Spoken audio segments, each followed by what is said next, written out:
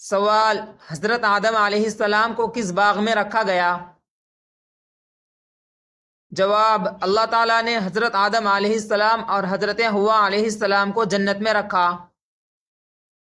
سوال: حضرت آدم علیہ السلام اور حضرت حوا علیہ السلام کو جنت میں کیا حکم دیا گیا؟ جواب: دونوں کو حکم دیا گیا کہ جنت میں جہاں چاہے کھائے پیے مگر ایک مخصوص درخت کے قریب نہ جائے۔ سوال: اس درخت کو کیا کہا جاتا ہے؟ جواب: قرآن نے اسے شجرہ یعنی درخت کہا ہے مگر اس کی خاص نوعیت بیان نہیں کی گئی۔ سوال: حضرت آدم علیہ السلام اور حضرت حوا علیہ السلام کو اس درخت سے کیوں منع کیا گیا؟ جواب: ان کے امتحان کے طور پر اور نافرمانی کے نتائج دکھانے کے لیے۔ سوال: شیطان نے ان دونوں کو کیسے بہکایا؟ جواب: شیطان نے وسوسہ ڈال کر کہا کہ یہ درخت تمہیں ہمیشہ کی زندگی اور بادشاہی دے گا۔ سوال: سب سے پہلے درخت کے قریب کون گیا؟ جواب: بعض مفسرین کے مطابق حضرت حوا علیہ السلام کو شیطان نے سب سے پہلے بہکایا۔ سوال: حضرت حوا علیہ السلام نے حضرت آدم علیہ السلام کو کیسے راضی کیا؟ جواب: حضرت حوا نے آدم علیہ السلام کو رغبت دلائی کہ اس پھل کو کھا لے۔ سوال: حضرت آدم علیہ السلام نے بیوی کی خواہش پر کیوں عمل کیا؟ جواب: شیطان کی قسم اور بیوی کی ترغیب سے دھوکہ کھا گئے۔ سوال: عورت کی خواہش پر عمل کرنے سے کیا نقصان ہوا؟ جواب: دونوں جنت سے نکال دیے گئے اور زمین پر بھیج دیے گئے۔ سوال: کیا حضرت آدم علیہ السلام نے اس نافرمانی پر شرمندگی محسوس کی؟ جواب: جی ہاں، وہ فوراً نادم ہوئے اور اللہ سے معافی مانگی۔ سوال: حضرت آدم علیہ السلام نے توبہ کے الفاظ کیسے سیکھے؟ جواب: اللہ تعالیٰ نے انہیں توبہ کے کلمات سکھائے۔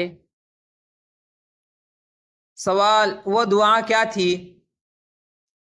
جواب: ربنا ظلمنا انفسنا وان لم تغفر لنا وترحمنا لنکونن من الخاسرین۔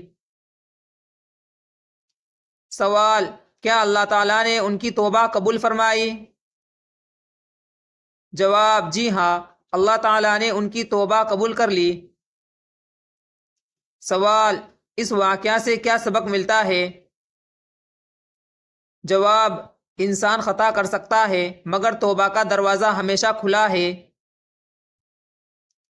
سوال: کیا عورت کی خواہش ہمیشہ نقصان دہ ہے؟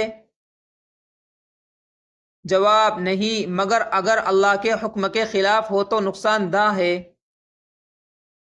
سوال: مرد کو بیوی کی خواہش کب ماننی چاہیے؟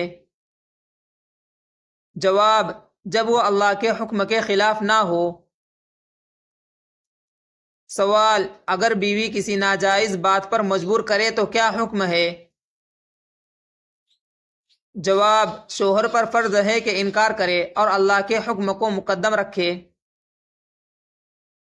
سوال: کیا حضرت آدم علیہ السلام نبی ہونے کے باوجود غلطی کر گئے؟ جواب: جی ہاں، یہ اجتہادی خطا تھی جس پر فوراً توبہ کی گئی۔ سوال: کیا یہ واقعہ انسان کی کمزوری ظاہر کرتا ہے؟ جواب: جی ہاں، خواہشات کے سامنے انسان کمزور پڑ سکتا ہے۔ سوال: اس واقعہ سے شوہروں کے لیے کیا نصیحت ہے؟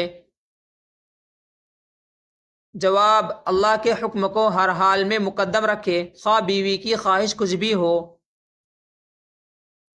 سوال: حضرت آدم علیہ السلام کا یہ قصہ کس کی آزمائش ہے؟ جواب: پوری انسانیت کے لیے ایک سبق ہے۔ سوال: کیا شیطان آج بھی انسان کو یہی دھوکہ دیتا ہے؟ جواب: جی ہاں، وہ خواہشات کے ذریعے انسان کو بہکاتا ہے۔ سوال: عورت کی خواہشات کا تعلق شیطان کے وسوسوں سے کیسے ہے؟ جواب: جب عورت اپنی خواہش میں دین کو نظر انداز کرے تو شیطان کا وار کامیاب ہوتا ہے۔ سوال: کیا عورت اپنی خواہش پر قابو پا سکتی ہے؟ جواب: جی ہاں، صبر اور اللہ کی اطاعت سے۔ سوال: کیا مرد کو عورت پر نظر رکھنی چاہیے؟ جواب: جی ہاں، مرد پر ذمہ داری ہے کہ عورت کو دین کے مطابق رہنمائی دے۔ سوال: کیا حضرت آدم علیہ السلام کو جنت سے نکالنا سزا تھی یا حکمت؟ جواب: یہ اللہ کی حکمت تھی تاکہ زمین پر انسان آباد ہو۔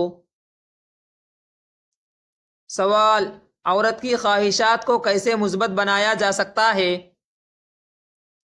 جواب: دین کی تعلیم اور صبر سے۔ سوال: کیا مرد و عورت کی مشترکہ خطا انسانیت کی تقدیر بنی؟